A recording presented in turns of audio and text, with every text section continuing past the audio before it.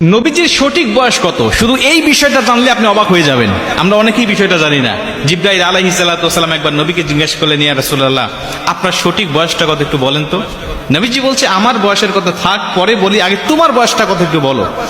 জিবরাইল আলাইহিস সালাতু ওয়াস সালাম তিনি বলছেন, ইয়া রাসূলুল্লাহ, সঠিক করে আন্দাজ আমি বলতে পারবো না, নির্ধারিত করে বলতে পারবো না যে আমার বয়সটা কত, তবে একটা ঘটনা যদি আপনাকে আমি বলি তাহলে আপনি আন্দাজ করে নিতে পারবেন যে আমার বয়সটা কত।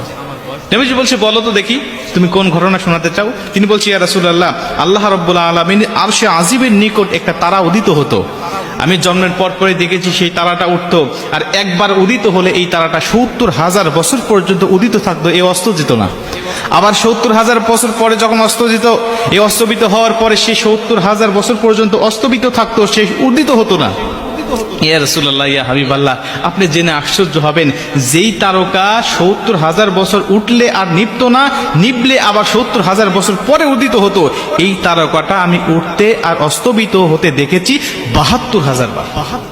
আমরা অনেকেই এই ঘটনা শুনলে পরে অবাক হয়ে যেতাম, আরে তাহলে এত বয়স তার, জিবরাইল আলাইহিস সালাতু ওয়াস সালামের এত বয়স, যে ৭০,০০০ বছর পর যেই তারকা উদিত হয়, আবার ৭০,০০০ বছর পরে যেই তারকা অস্তবিত যায়, এই তারকা নাকি উদিত হতে আর অস্তবিত যেতে সে দেখেছে ৭২,০০০ বার। তাহলে কত লক্ষ হাজার বছর বয়স তার।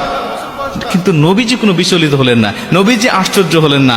নবীজি স্বাভাবিকভাবে থেকে মুস্কি হাসি দিয়ে ডাক দিয়ে বলছে, জিবরাইল, ওই তারকা কি আজও তুমি দেখতে পাও? জিবরাইল বলছে, ইয়া রাসূলুল্লাহ, না, আমি আর দেখতে পাই না। নবীজি বলছে, ওই তারকাটা অন্য কেউ নয়, ওই তারকাটা ছিলাম আমি নবী, আমি নবীর নূর সেখানে উদিত হতো। মুসলমান ভাইরা,